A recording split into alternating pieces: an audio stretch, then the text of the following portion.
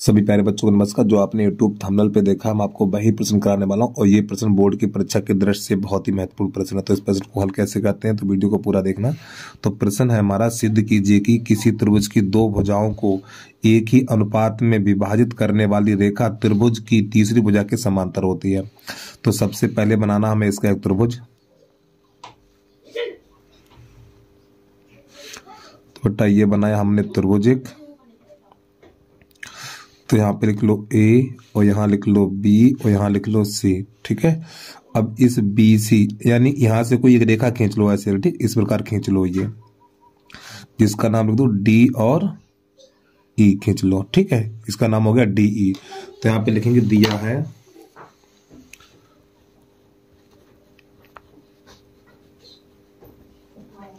दिया है त्रिभुज ए बी सी में। तो देखो इस त्रिभुज एबीसी में दिया हुआ एडी बटा डीबी,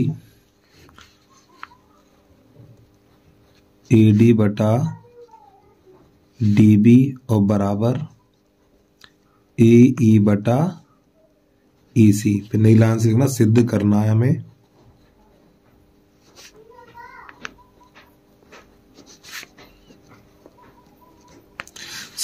ये वाली भुजा इसके समांतर है। ठीक है, डी ई समांतर बी सी, ये प्यारे बच्चों में सिद्ध करना है। ठीक, तो नई लाइन से लिखेंगे उपपत्ति।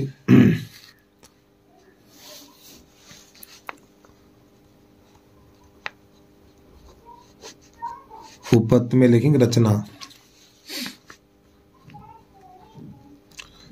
रचना में क्या लिखेंगे, देखो ये वाली भुजा इसके समांतर नहीं है। ठीक है, तो बीसी की समांतर ये रेखा खींचेगी इस प्रकार, यहां से खींच लो ऐसे करके, यहीं से डी से निकालते हुए यहाँ पे रेखा खींच लो इस प्रकार। यहाँ पर दो पॉइंट, यहाँ लिख दो एफ। तो यहाँ पे दो बिंदु, एक ई है और एक एफ है, ये दो बिंदु मिल गए हमें। तो यहाँ पे लिखेंगे नई लाइन से, रचना में लिखेंगे बी सी। देखो प्यारे बच्चों, बी सी समांतर डी एफ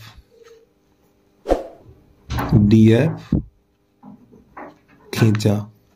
ठीक है, तो जब ये वाली भुजा इसके समांतर हो गई, देखो ये वाली भुजा इसके समांतर हो गई, तो यहाँ पे लिखेंगे त्रिभुज एबीसी में, त्रिभुज एबीसी में, त्रिभुज एबीसी में। तो प्यारे बच्चों जब ये वाली भुजा इसके समांतर है, जब ये वाली भुजा इसके समांतर है, तो यहाँ पे थेल्स पर में लगाएंगे। तो कैसे लगाएंगे, ए डी बटा डी बी, लिखना ए एफ बटा एफ सी, और इसको समीकरण नंबर 1 कर लो यहाँ पे। ठीक है, समीकरण नंबर 1। तो यहाँ पे लिखना हमें ए डी बटा डी बी बराबर ए एफ और बटा एफ सी, ये बन गया समीकरण नंबर 2। अब समीकरण नंबर 1 तथा 2 से तो जो चीज बराबर होती है उसे नहीं लिखा जाएगा। देखो इसका लेफ्ट और इसका लेफ्ट कैसा बराबर, तो इन दोनों को हटा देंगे और ये दोनों आपस में बराबर कर देंगे। तो यहाँ पे नई लाइन से लिखना हमें समीकरण 1 तथा 2 से। तो प्यारे बच्चों जो चीज बराबर होती है उसे नहीं लिखा जाएगा, तो इन दोनों को हमें बराबर कर देना है, इन दोनों को। तो यहाँ पे लिखेंगे ए ई बटा ई सी बराबर ए एफ और बटा एफ सी। अब इसके दोनों पक्षों में 1 जोड़ देंगे। तो नई लाइन से लिखेंगे दोनों पक्षों में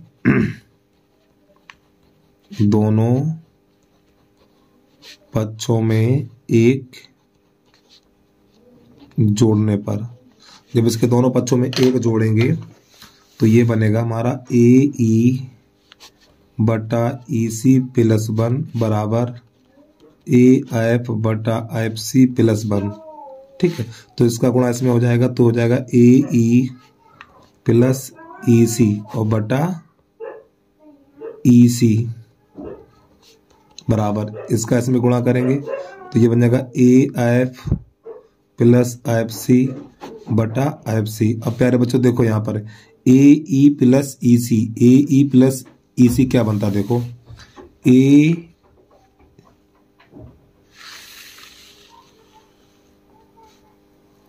देखो यहाँ पे क्या लिखा है, ए ई प्लस ई सी।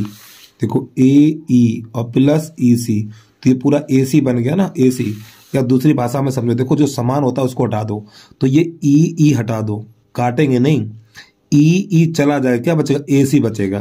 तो ए सी और बटा EC बराबर, इसी प्रकार यहाँ पर इसका एफ हटा दो, ठीक, आप मान लेंगे हट गया, एफ हट गया तो AC बचा हुआ, तो AC और बटा FC, तो ये AC से ये AC कट जाएगा, तो यहाँ पर भी एक बचेगा, यहाँ पर भी एक बचेगा, गुणा कर दो इसका इसमें और इसका इसमें, तो यहाँ पे लिखेंगे EC बराबर FC।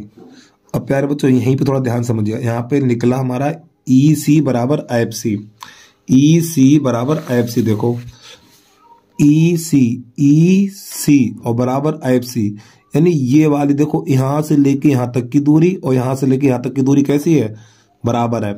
तो हमारा जो बिंदु E और F है, बिंदु E तथा F संपाती बिंदु होंगे, ठीक, संपाती का अर्थ है यानी F वाला बिंदु यहां पर है, E के ऊपर है, यानी ये दोनों बिंदु एक ही हैं, ये दोनों बिंदु एक ही हैं हमारे, ठीक, संपाती बिंदु एक ही बिंदु होते हैं।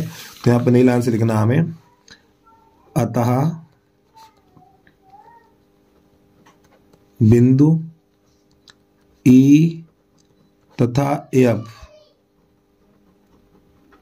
संपाती हैं, अतः बिंदु E तथा F संपाती हैं, ठीक है। जब ये संपाती होंगे तो इसलिए DE समांतर BC। तो बस प्यारे बच्चों यही हो गया हमारा हल। तो उम्मीद है आपको समझ में आ गया होगा। तो बस आज के लिए इतना ही। जय हिंद, जय भारत।